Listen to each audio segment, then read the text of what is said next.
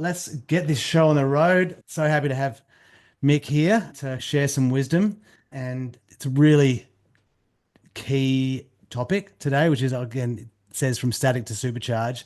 This whole idea is about ways to communicate that actually work and provide with your talent. So this is definitely a take those notes down as far as these hacks on how to communicate. We talk about a lot that you're not just getting a task person. This is about bringing someone onto your team and enabling them to help drive you forward. You're wanting someone to come onto your team and drive you further. Am I right? I want them to do things better than I can because I'm a That's right. tradie. Yeah, yeah. Exactly right. And if we Yeah, want to do that, then yeah. it starts with how we communicate.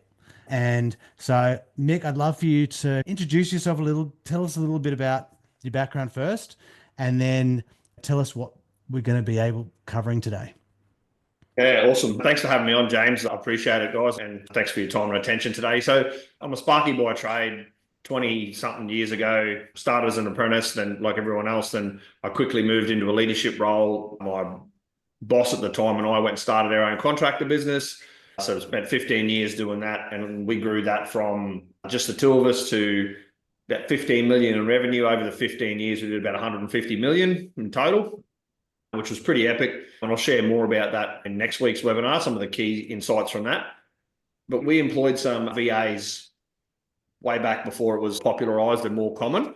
We had some offshore talent and I learned some really key lessons, and even from my own team now in the way we lead them. And there's a really distinct difference in the way we can lead them and have them as part of our team and how they perform. So now what I do is 4 years ago, I exited that business and I decided to impart what I'd learned in terms of leadership structure and how to grow a business and how to lead those teams and be an effective leader. And for the last 4 years, I've been working with service businesses from 1 to 20 million and developing their leadership team, their structure, and helping them build a high-performing team. So there's some really key distinctions of what James said. They're a part of our team. They're not just task doers. And it's often one of the biggest misconceptions. They're just there to do tasks. But if we treat them like we would if they were in our office as a part of their team, their performance is significantly higher. Significantly. Yeah, so I'm pretty keen to get in and share some things. James. We really want to cover the objective-driven methodologies that we use and how we're starting off with the why. These guys and all the listeners here can start from a structural perspective so that they know how to communicate, and then maybe move through some of your core methodologies as to how to approach those conversations in a way that can provide the most impact. Yeah, awesome. And I think the first thing to understand is there's a couple of key things here. Like our VAs, they really want to win, right? They really want to do a good job. And there's a couple of things from a big picture perspective that will help it come unstuck. For us to understand what we need to do from a big picture, we're going to understand the sort of the three big things that really mess up performance. And there's one is clarity. When we're not clear, when we make assumptions in our head and don't share those with our team, we're not setting them up for success. We assume they should know this because we do, and we don't provide clear instructions. When you've got someone in your office, there's a rhythm, your regular feedback, your interactions, your conversations. Have a rhythm with your VA team. Make them be a part of the daily pulse of your business. These are really key things. So they're the big picture stuff. And I think the clearer we are about what needs to happen with their VAs, the more money we make. It's easier for them to execute. They can get more done because they are clear on what it is, and then they can go and execute. Without the clarity, everything is slow. James, what was the second part of that question? I guess it was the questions. We'd always talk about questions being the answers, right? And so I guess it's around that you've specified some things that, welcome, Jenna. Welcome. Some ways to approach these conversations, understanding how they're listening. And I know that I speak to a lot of the team here going, when you're on that video call and you're blasting down that information, they're doing four things at once. They're listening, they're translating, they're trying to think about what they're meant to do with the information. And then they're feeling shame because they're now wondering whether they have got it or didn't. And then you have the gall, not you specifically, but we have the gall to go, did you get it? Yeah. And we wonder why we get yes or noted or something. So I guess it's these, what is this? You were talking about this, the rhythm and the review Yeah. and questions. I want to look at we might come back to the objective based stuff about why they're here, but then I think with these questions, this how they are actually communicating on a day-to-day basis. Yeah. And if we ask, are you good with, you are always going to get yes. Even if they've got to go and research for 3 hours to understand what the hell you've just asked them, they will always say yes. So we want to ask questions that give us an indication they understand that isn't yes or no. Because VAs, they want to do a good job. So they're not gonna want to say, I don't understand. So there's 3 components to this. Firstly, we need to build a relationship with them and make it okay for them to say, I don't know. Second part is we need to ask questions that tell you the information that lets you know they understand. Things like, walk me through what your next steps are. If they can't tell you what the next steps are, there's a pretty good chance they don't understand what they need to do. And I think I love the language there, because the other thing about the walk me through, again, this is the shame spiral thing we want to get out of, so they can stop, pause, do the research they need to do. Yep. But sometimes it stops there, and it's that you're still sending that, but then you still get a got it, and then they go in a different direction because they're not saying I don't know, or can you re-explain? All right, tell me what you're going to do with that information. I'm hearing that it's the conversation. Walk me through what you're going to do with what I just sent you. Yep. Just the first steps. And I love that, because I think it's that soft skills, again, giving them a safe environment. The next part of that question, which is really powerful, is what else do you need from me to be able to get this done? Which presupposes you haven't told them all the information. Love it. The language is presupposition for those that understand what that is. It means it's a given that there's something missing and they need to ask you what it is because we're not sure what else they need. It's them to say, oh, I need this and this. Amazing. I didn't think of that. Of course, here it is. So really powerful questions. Walk me through, what else do you need from me? Is there any roadblocks you can see to get this done? Or what are the roadblocks you can see to get this done? Because again, it presupposes that there's roadblocks. So then they start to think, oh, actually, I don't know this. Or where do I find this information? Oh, it's located here. We've got to ask questions that provoke thought and response, not closed questions with yes or no answers. It's really powerful and impactful that we provide those questions. And it's even more powerful when we couple that with building an environment where they feel okay to say, I don't understand. There's some tools I'm going to share a bit later on when it comes down to rhythm and review, some really impactful things. So those are some of the really powerful questions that are going to help you make sure there's clarity on what needs to happen. It takes away a lot of the assumptions. The biggest thing I see that causes frustration with my clients that use VAs is they just make assumptions that something should happen and then it doesn't and they get frustrated. They should know how to do that. Actually, show me where you've trained them. I haven't. Okay, then don't assume they know if you haven't trained them or you haven't shown them how you want to interact. Things as simple as your expectations around, let's say they manage your emails, for instance. How often should they check them? If you go in and there's unread emails, are they checking them twice a day, 3 times a day, 6 times a day, all the time? So making sure they understand, because one of my clients, this is an exact example, was frustrated because every time we went in, there was unread emails, but his VA was only checking it twice a day, morning and afternoon, but he assumed he'd check it all day. But that wasn't said, so it created a frustration. So how can we give clear instructions so that the expectations are really level and everyone understands how to win? That's it. That's why we start off all the roles with those core role objectives.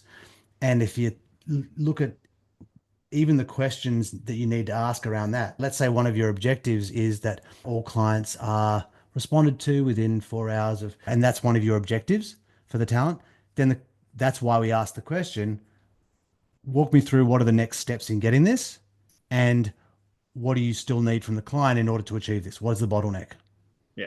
Like they're the 2 questions we ask about the objectives, because And it's the same thing with the email conversation is, okay, so you're frustrated. They haven't answered the emails. There's emails unanswered. It's okay. So what do you understand my expectations to be around how quickly emails and then whatever it is? And if they either know or they don't. Okay, actually, my expectation is this. What is it that you need from me in order to be able to do the same thing, right? Like these questions are usable in almost any situation. And what I would love to hear from you, Mick, is because often what I do here is sometimes it can start off quite well like this. And then a few months later, we hear things like, oh, they just, I don't know, it's like this shutdown, this stigma of the offshore talent where it's, oh, they're only doing what I'm telling them to do. Their initiatives starting to shut down. And I look at this and obviously I've seen it, but I'd love to, is what's on the flip side of asking these right questions? What is some stuff that listeners here and people on the webinar can stop saying and stop doing that does work potentially with your Australian team? So if we become a task manager, task, check, next. Here's a task, check, it's done, next. Here's a task, check. What we're doing is creating robots. So when we ask questions, we're empowering thought and empowering process. And there's sort of 5 levels of decision delegation. If we don't move through those levels, they never move through the levels. If we want them to just decide and start to do things on their own, we have to progress them through that framework. And there's sort of 5 levels, right? There's I'll decide, I'll tell you what to do. That's the first base where we start. Most people start with a VA. This is what I want you to do, done. This is what I want you to do. This is what I want you to do. Then there's I'll research and we'll decide together is the next level. So then they'll go away, some research, come back. You might collaborate and say, let's do this. Here's the decision. The next is they decide with your oversight. So they go, yep, this is what we need to do next. This is what's got to happen. The third stage is you decide, but they do all the work. You're like, hey, this is what we're working on, and they go do all the work. The fourth stage is they decide, then they collaborate on what good looks like, and then they get your approval on what's to be done. And the fifth is they decide and they do it. They're fully autonomous. They know their expectations. They know what's got to be done. They go, yep, here's our priorities. This is what we're working on. These are the clients. This is what's happening. And they report rather than seek approval. If we get stuck on the first one is, I'll decide and tell you what to do and you do it, that's where they stay. So we need to think, how can I progress them? Okay, this is what I want done. Here's the oversight. They go do the research. They come back. We make a decision on what it looks like, and then they go do the work. We need to start to think, how can we progress them through that? Because if we don't, that's where they become robotic, because we're stuck in that first level. We don't delegate any decision authority. So they can't decide anything. So they just do as they're asked all day. And it's really important we think, how can I get them to do this stuff by themselves? I use a really cool tool, which is the weekly retrospective look. Like, what were the wins? I've got a little tool framework I can send you, like a template that I use. Yeah, that'd be great. What were the wins? What were the roadblocks? And how could I have made your life easier this week? What could I have given you to help you succeed more? It's 10 minutes. And I've just started using this with my VA, and her performance has got even better. And she was already killing it. Couple that with some rhythm, 10-minute daily huddles. What did you work on yesterday? What are you working on today? What do you need from me? Is there anything holding you up? Managing tasks so you can see where they're at and what they're working on at any point. That gives you trust and belief because you can see all the things they've done. There's task management, like they manage their own tasks, and here's all the things that have been achieved, and here's all the outstanding things. The reason people micromanage is because there's data missing, there's information. They're like, oh, where are they up to? I don't know. So when you have a task management sheet, you can see at any point. You don't need to worry about it. So then you can stop the micromanagement. You can just go, oh, I wonder where they're up to. And there's updated data, right? So using those 3 tools is really powerful for productivity.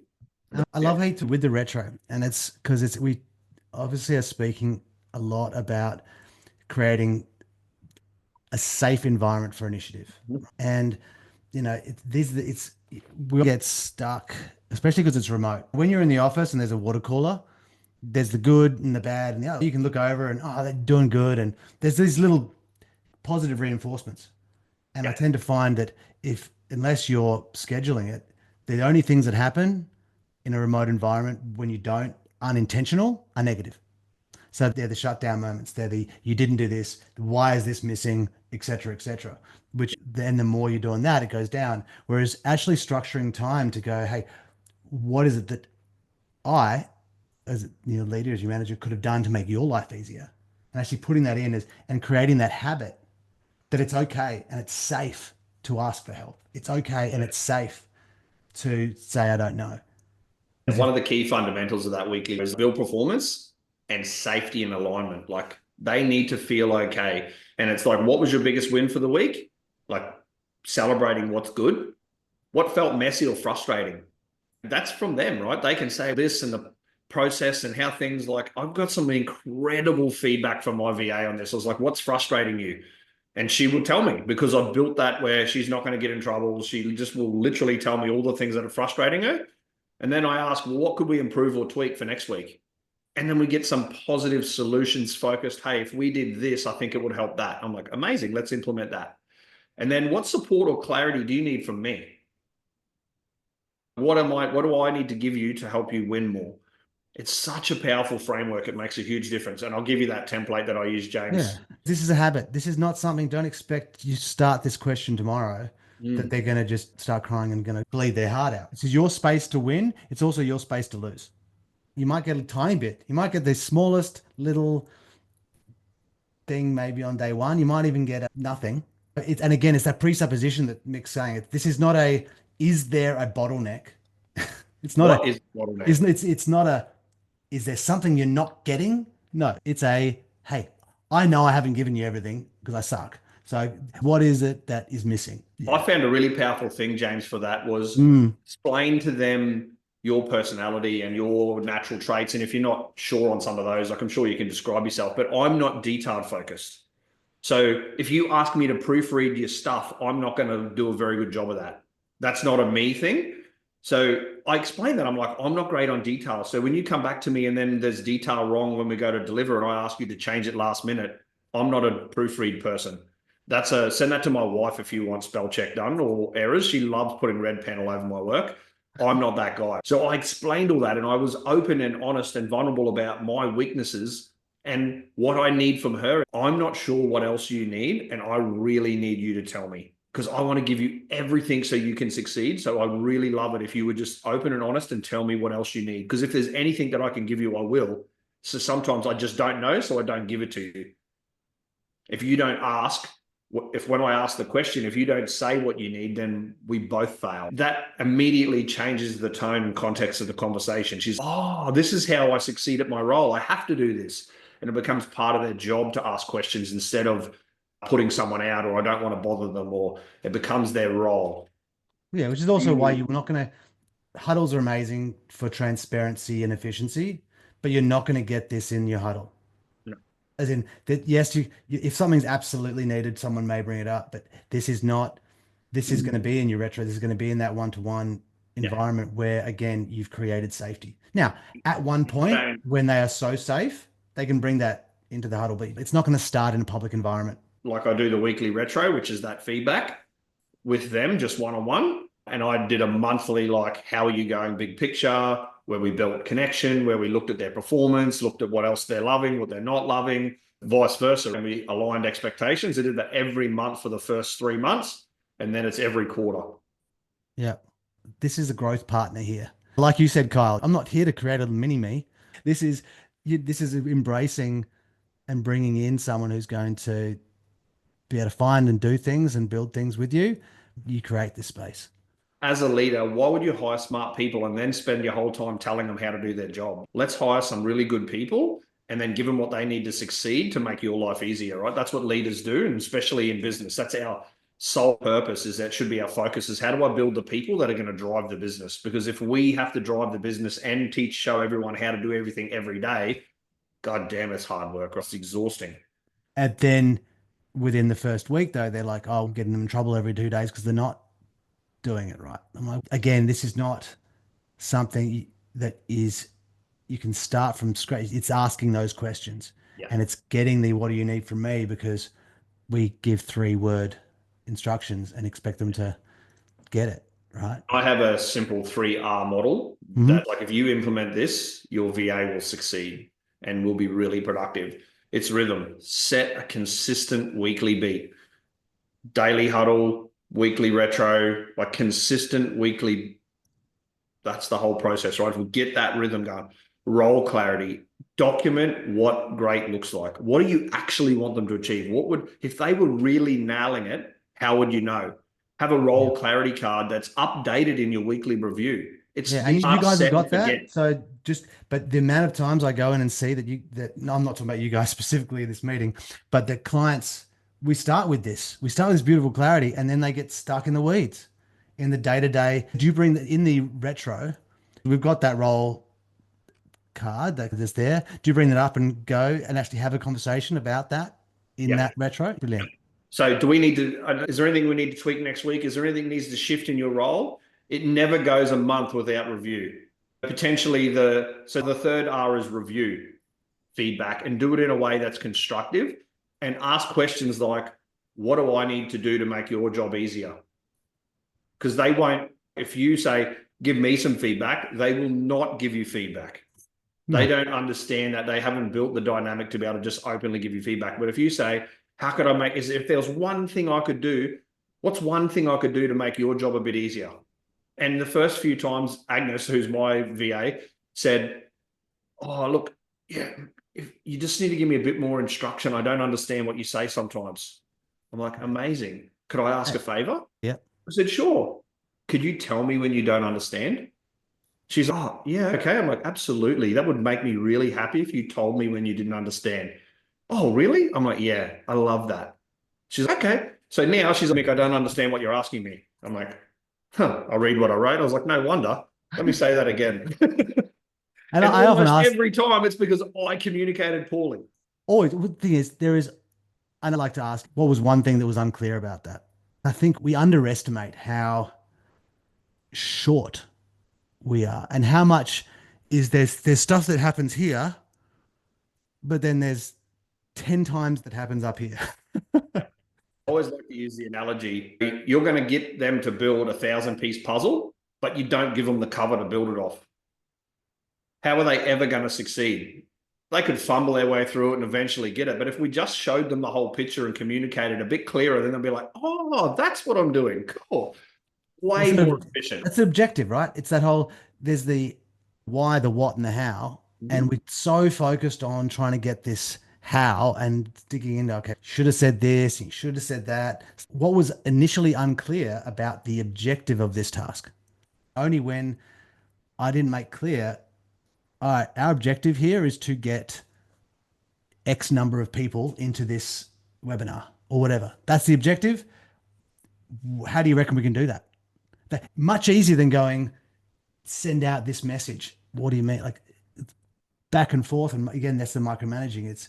But it also, it's if asking the objection, okay, what was unclear about that objective? Because often, again, the why is what's unclear. And I love that you have that question. And you talk about the why. So we talk about that delegation of decision making. Yeah. If they don't understand why and the priorities, they will struggle to make accurate decisions. That is super important. If they know, they might have things that are competing for their time on a single day because they got all their tasks that they need to get done. But if they don't understand the priorities, hey, we've got this webinar, it's short term, it's important we get 30 people on it. That's a high priority versus doing up next week's content for something, but they normally do it on a Tuesday, but now they've got this. If they don't understand the why, they will make the wrong choice because on a Tuesday, they always do this. So they'll do that into the thing that's more urgent because they don't understand the context. So if we want them to move through that decision delegation ladder that I shared before, then it's really important they understand why and the priority level of whatever it is we're giving them, whatever the task is or the objective. Yeah, and I know next week we're going to be covering off a lot of that context when we talk about value-driven blueprints, right? Which is because, again, this is the whole purpose of why we exist here is effortless, right? To try and make things effortless. And context creates effortless delegation. Context, whys, values. There's a really simple frame. There's content and context. You can get the same content and get different outcomes based on the context. You can have someone have all these documents and have all the information, but if they don't have context to apply that information, that's where it goes astray. So context matters more than the content. That's it. And Kyle, as you're recording all those videos, just remember that's cool. That's why we don't really care too much about how, even if the way you're doing that task isn't the greatest, but what we're getting out of your brain at that point is context, is why are you making the decisions you're making? Because that's what's important here. They can get content later. What they need is who you are and why you do what you do. And to answer your question, Kyle, I do all this via Teams on a video call. I don't do anything via voice. I'm a visual person, so I just say, let's jump on a call and we just do Teams or Zoom, whatever, but we use Teams internally, and I use Zoom client facing, but I jump on Teams and we backwards and forwards. So it's recordable, because I speak pretty fast if you haven't noticed. So they might miss a few things, and she always gets the transcribe part and the video recording through Fathom, and she gets the data and is like, sweet. And then she can go back and play and go, what did he say there? What was that thing he said? What was that? And she can go back and get the data if she's missed anything. She understands. And again, we talk about review. That was something that came out of the review, is to go back to the recording to get understanding if you've missed something. Do you have a recording? Oh, yeah, I have the recording. Could we go back and watch that again afterwards rather than ask me 6 questions? Then ask me the questions. So we created that process for her, right? So that cut out half of the questions, because she went back, had the recording, had the data, and went, oh, he actually said this. I understand that now. Yep, okay. Hey, there's just one piece missing instead of 6 things. Instead of backwards, forwards, backwards, forwards, backwards, forwards, which was frustrating for me, felt like it was taking too much time. It went to, hey, I just need this one thing when you get a chance to finish that task. So it's really, that's what I use. And I always use an AI note taker for that reason, that records it so they have evidence and documentation to go back and check. Yeah. And like I said, we're mixing up there's 2 things here. One is the rhythm, which is face-to-face, Kyle. So the rhythm stuff is around, that's the check-ins, that it's getting that connection, it's making them feel safe, it's getting that nice feedback. Then the other part, which we discuss, is the asynchronous, like just tasks and requests, which can be done by voice memo or video memo or whatever. We're used to sending it, and then they can feed back, they can stop, pause, whatever, have that time and space to feed back to you what it is that they're going to do with that information. Can you call this supplier and move this to this and blah, blah, blah? Walk me through what you're going to do with this information. What are you going to do with this? So it's that feedback loop. They can pause, stop, go, wait a second, what do you mean by that supplier? And they'll go search it. Again, it's safe for them. They can now take that information, process it in their own needs and way, and come back to you with, what do you need? And then you can walk me through, and what do you need from me? Because it's what's missing. The presuppositions, right?